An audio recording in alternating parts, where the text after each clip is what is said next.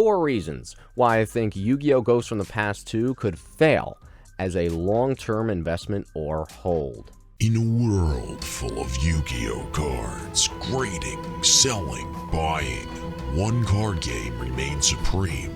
One man has the insights you need to know. Watch and subscribe now. YugiohTube. What's up, YouTube? YugiohTube here with 4 reasons why I think Ghosts from the Past 2's Second Haunting could really fail or flop as a long-term hold or investment. Now, before you blast this video, thumbs down and the comment section gets destroyed, please look down below in the description where I mentioned on another video 4 reasons why I think Ghosts from the Past 2 is a great hold or a great investment. You might be wondering, why am I contradicting myself and giving 4 reasons why it's great, 4 reasons why it's not? Well, simply put, you have to look at the pros and cons of a product like this coming out. You also have to look in the fact that, well, this is not financial advice. Please use your money wisely in what you want to buy or sell. This is simply a collector/investor looking to give his opinion on the pros and cons of investing in this upcoming hype set. So again, please use your money responsibly. And again, this is not investment or financial advice. With that said and out of the way, number 1 reason why Ghosts from the Past 2 will not do well long-term. By far, the number 1 threat, without a doubt in my opinion, is the overproduction potential. We are looking at about 1 to 2 weeks away from this product coming out. And ironically, for a set that's so hyped, for a set that everyone loves, for a set that everyone says is going to be the greatest set of all time, we are still seeing box and case prices below MSRP for pre-orders. What is that telling us? It's not saying that the demand isn't there. It's not saying that people don't love the product. If anything, people love the product, and that makes it even more horrifying.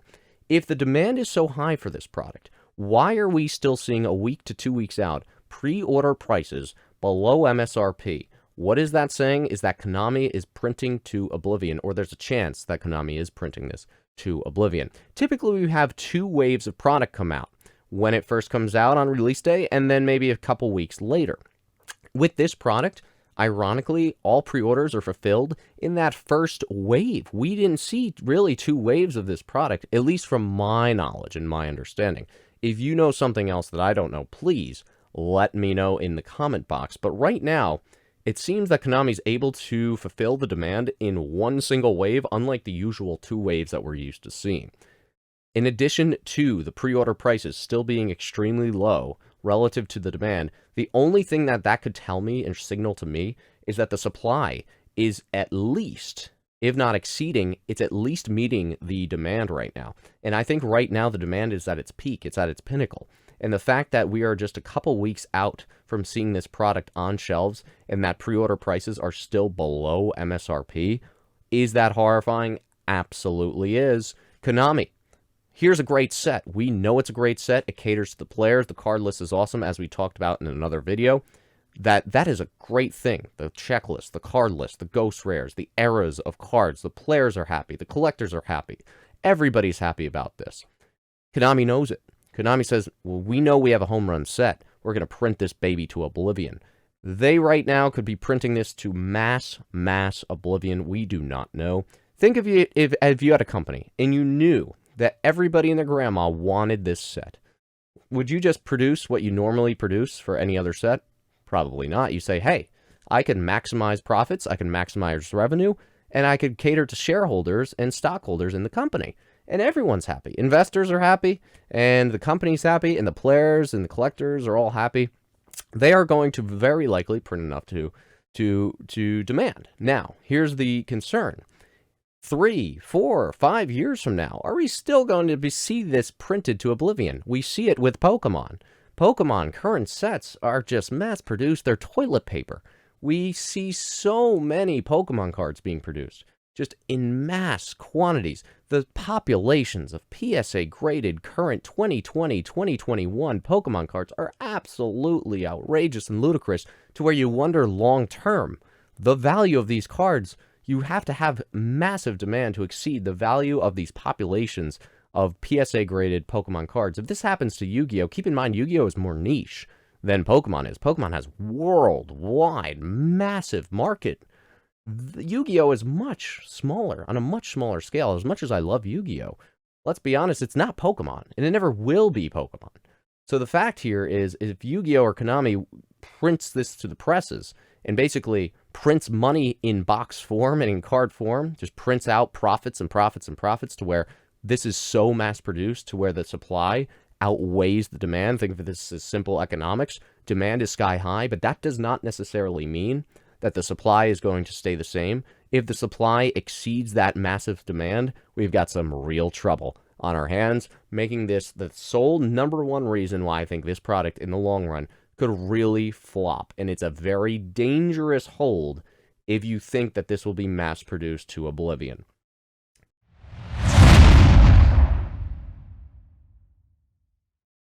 Number 2, Ghost Rare Dilution Threat.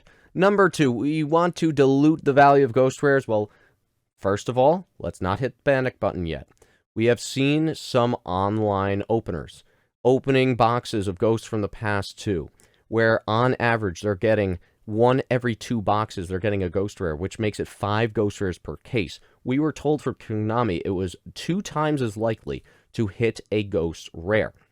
Now, if that's the fact, if that's the case, Ghosts from the Past 1, on average, I think the community as a whole, even though there's no set stated ratio, the community as a whole kind of said, well, look, it's about 1 Ghost Rare per case.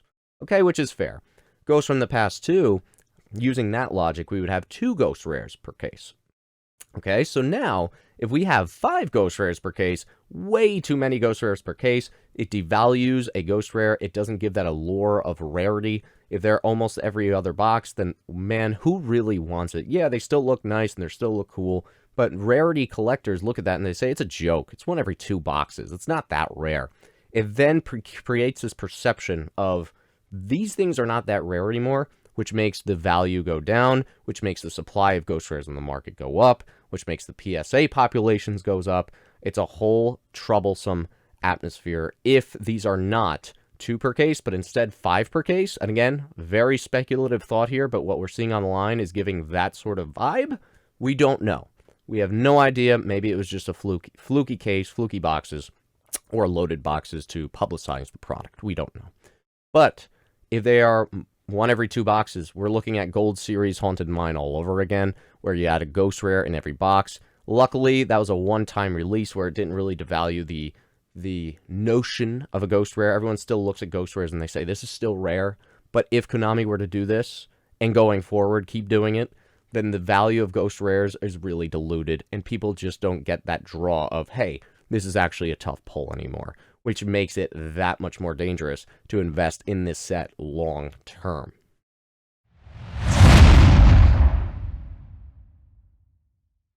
Number 3 is the fact that it's simply modern Yu-Gi-Oh cards. With modern Yu-Gi-Oh cards, we don't have people looking to open product, play with the cards, and destroy the cards, put them in their bicycles, put them in a binder without any sleeves. Modern Yu-Gi-Oh, you know what you're getting here. People will look to hold the product. People back in the day did not look to hold sealed boxes and say, oh, this is going to be worth so much in the future. Typically, it was just, we like the game, we want to play the game. Now with modern Yu-Gi-Oh, we have some investors into the scene where they're buying cases and cases and pallets of this product, holding it. And when you have more investors than collectors, when you have an influx of investors and you don't have the consumers to satisfy the influx of investors, what happens to the product? People get stuck holding the bag. You have people who are buying sealed cases, holding sealed cases. You have buying Ghost Rares, grading Ghost Rares. PSA 10 populations of these modern cards should be much higher gem rate % in terms of the old LOB, LOD, original Yu-Gi-Oh stuff. So again, when the PSA 10 population reports come out and you see that 50% of these cards are getting 10s, the perceived value of these 10s actually will go down. So that's what the problem you get with modern Yu-Gi-Oh is. People are buying this now with the intent of, oh, this is actually going to be worth something. Let me grade it now. People back then said, we don't know. We just want to play with the cards for the most part. You had some people actually say, well, I mean, this could be worth something one day, but majority of people just liked the game and they wanted to play. Now you have people looking at this as an investment opportunity, and as a result, again, the influx and just the sheer amount of sealed product out there will be higher. The amount of graded cards and high grade out there is just simply going to be higher because it is modern product. People now buy this with the intention of holding it and looking at the long-term value, when back then, before modern Yu-Gi-Oh, of course, they didn't have that thinking, which is going to affect prices. Ultimately, you're going to have this with any modern Yu-Gi-Oh product.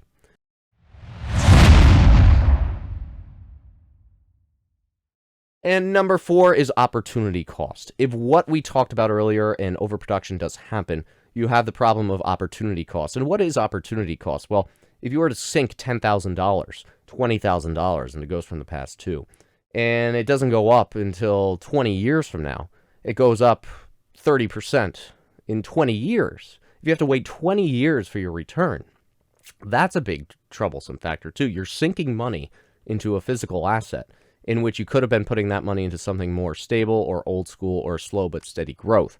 Mickey Mantles, Michael Jordan, LeBron James, Blue Eyes White Dragon, Charizards. You could have put that 20 grand into an older vintage high grade card, low pop card even, and instead done better than if you would have put money into Ghost from the Past 2, because by the time that goes up, if the overproduction happens, if the saturation happens, you have to note that, hey, even if it goes up in 30 years and it's like, wow, it went up $100 a box in 30 years, that is an opportunity cost you could have put somewhere else. You could have put that money into something else that would have made more money faster and accelerated growth at a much more exponential rate. So just keep that in mind as well for number 4, the opportunity cost. If you're sinking money into this, be prepared to hold on the long term.